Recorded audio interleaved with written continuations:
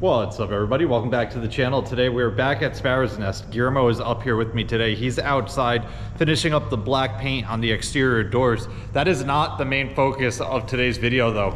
This panoramic door, you may remember about a week ago, we built this ramp out here, but there is about an inch or so lip on the inside. So previously in a video, I threw a clip in where my dad had me measure this door and how high it is and everything, and he had a custom ramp built for the inside. I don't know if it's built or ordered or what you want to call it, but it is like a rubber mat that came in a bunch of pieces that is apparently a ramp. So it's in the back of the Subaru out there. Guillermo brought it up with him. I'm about to get it in here and see how it fits. We have not test fit it yet. It is still in a box, so let me grab it. I'm probably gonna need his help. It is fairly heavy, or I'm gonna have to bring it in pieces, but let me get it in here and then we'll test fit it and see if it works.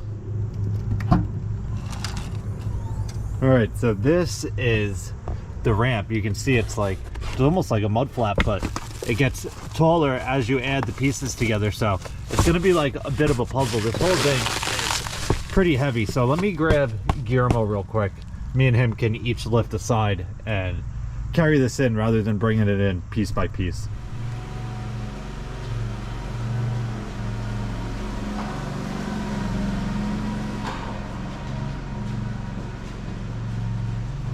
Right here is one up.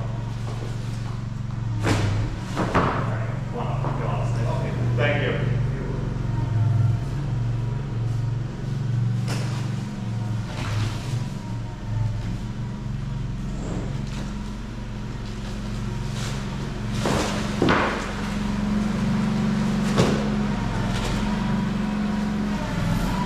Wow, that was a lot heavier than I was expecting. But it is a bunch of pieces, so it's gonna be a bit of a puzzle here. Obviously, this would be like one of the ends, small side there, very tiny lip, and then it works its way up as it goes closer to the door. So let's get all of these pieces out of here and then we'll start to put it together. All right, so there's 9 pieces to this, apparently.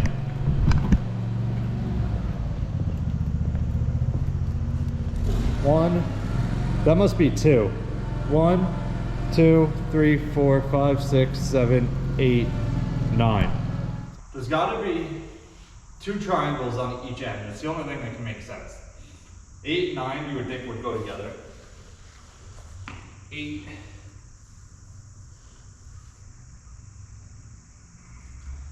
I don't know what side's the top either. Those cuts don't really go together very well.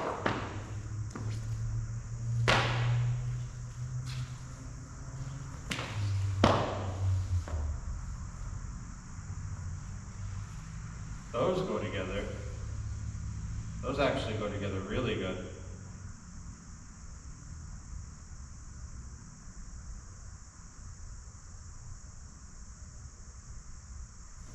That might be this side. That might be here. I don't know, because then you come down to this spot here where you catch this corner again down low. Let's just try it. Let's try it, see what we think.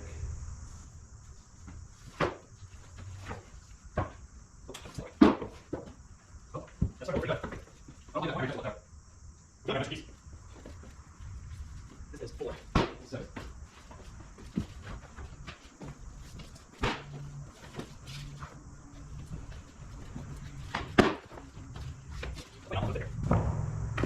Definitely doing something not correct. Or the measurements were wrong. Or the company that made it messed up. But that doesn't even fit there.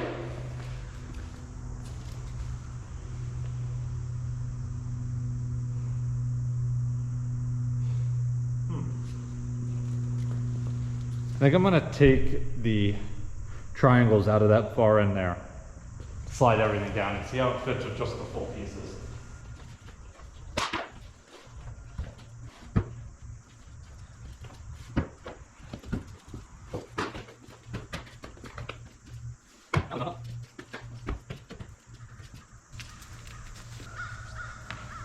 They built it they built it so it slopes back down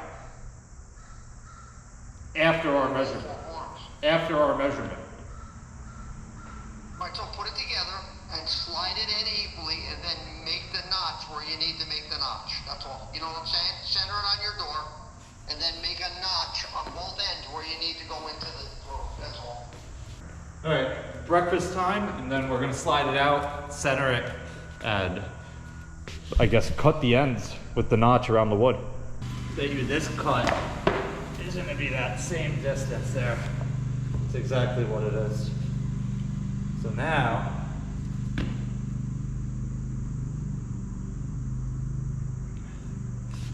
we gotta cut this rubber somehow. All right, so overall it fits pretty good. I do have to make some cuts on both ends. I think I'm gonna start on this end. This one has a bit more of a cut that I need to make. Actually, they both kind of do. I gotta cut this entire piece somewhere about here, the entire way up until we get, actually, I'm actually gonna cut it. Let's see. This is right there. So it's pretty much 4 inches that I need to cut off of this thing, which is all the way down to the middle of this band right here. So then this one, I'm gonna have to cut, well actually these corners aren't exactly perfect. Let's get these perfect here. All right, that is nice right there. So we'll take 4 inches off there. Let's go 4 inches here. So that 4-inch cut is gonna come to here. And then it actually jogs back a little bit. So we're not cutting 4 inches, we're cutting, let's see, there's that piece of trim there. We're gonna cut 3 inches off this entire thing, which is right inside these little squares. 3/16 of an inch inside. We're gonna cut this entire one at that 3-inch mark real quick, and then we'll worry about this one later because the notch is here somewhere. We have a little bit of a notch here for this piece of trim that I need to figure out. All right, so I got everything marked out here. I drew a line across all the way here, and then I made this line here, which is the edge of the trim right back here. So this top little corner piece, I need to cut here straight down, and then I need to cut it all the way across. Then this will slide in right around the trim with this little tiny triangle there. After that, I'll have to line this one up and cut this all the way down so it slides right up against there and everything lines up. All right, so the notch fits pretty good around the side of the trim there, but I have to cut a little bit more off of it. When I flipped it and I measured it like this, I didn't take into account the opposite angle end. You can see the top, well, which is really the bottom, is like flush with the trim, but down there, that corner, if we can hinge on it, the corner is like hitting there because this is cut on a bit of an angle right now. So I need to trim a little bit more off of here down to nothing, and then it should fit in there perfect. But I have to run to our Dutchess yard. My parents have to run out, and there is a mechanic coming to work on their washing machine. So I gotta run there, meet the mechanic, and then we'll come back here and finish this. All right guys, I'm back at Sparrow's Nest, but that took much longer than I was expecting. It is 3 o'clock already, so we haven't made any progress on this at all. You can see they're not completely lined up. The problem I'm having cutting these with my razor blade is that it's leaving like a little lip in the center there, which is very difficult to cut with a razor blade. I have to cut like this side, flip it, and then cut this side just because it's so thick my blade doesn't go all the way through. So instead of wasting time using a razor blade trying to cut this, next week I'm gonna bring a multi-tool, a Sawzall, and a circular saw here. I think the multi-tool will work the best. It's one of those tools that has like a vibrator in the end, and it's like a little like Sawzall blade kinda. It's got a bunch of teeth on it, and it just goes back and forth, and it should cut right through these, no problem, and it'll be a straight cut through the entire thickness of it. So that'll work much better. We're gonna hold off until next week, probably Tuesday possibly, but let's walk around the building real quick. These doors got done. Inside of this door got done. Inside of this door got done. The black looks super nice. Inside and outside of this exterior door got done. Very nice. This one over here into the back of the walk-in coolers here, walk-in freezers. That one was the easiest, being that it's a massive glass panel on there. Coming around here as well. This one is the same door, done in black on this side as well. Looks super nice. And then the last door, I really shouldn't be walking through the grass. They had a guy here from the landscape company spraying some stuff in this earlier, but this is the last door that just got done, came out. Very nice, I think. Personally, the black looks much better. All right, guys, I'm on my way to our Dutchess yard. I got to meet up with my dad and show him the parts on the washing machine that the mechanic said we need to change.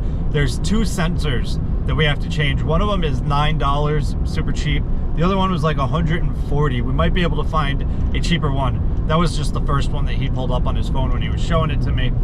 The one sensor has like a bunch of stuff in it, but the one part in it that we really need is a fuse. You can't pop the fuse out and put a new fuse in. They're all like epoxied into the sensor. It's a pretty crazy design. I guess that's what they do when they want you to buy the entire sensor rather than just changing the fuse. Make you spend more money than you really have to. But I got to meet up with him, show him all of that stuff. On Monday, we're actually off. It is Labor Day on Monday, so you're probably seeing this video about a week or so after that. If there was no video on Labor Day, that's why I decided not to post a video on Labor Day and get back into it on Tuesday. Anyway, that's gonna wrap it up for this one. If you guys have any questions or comments, definitely leave them down below and I'll get back to you as soon as I can. Hope you guys enjoyed it. See you guys next time. Peace.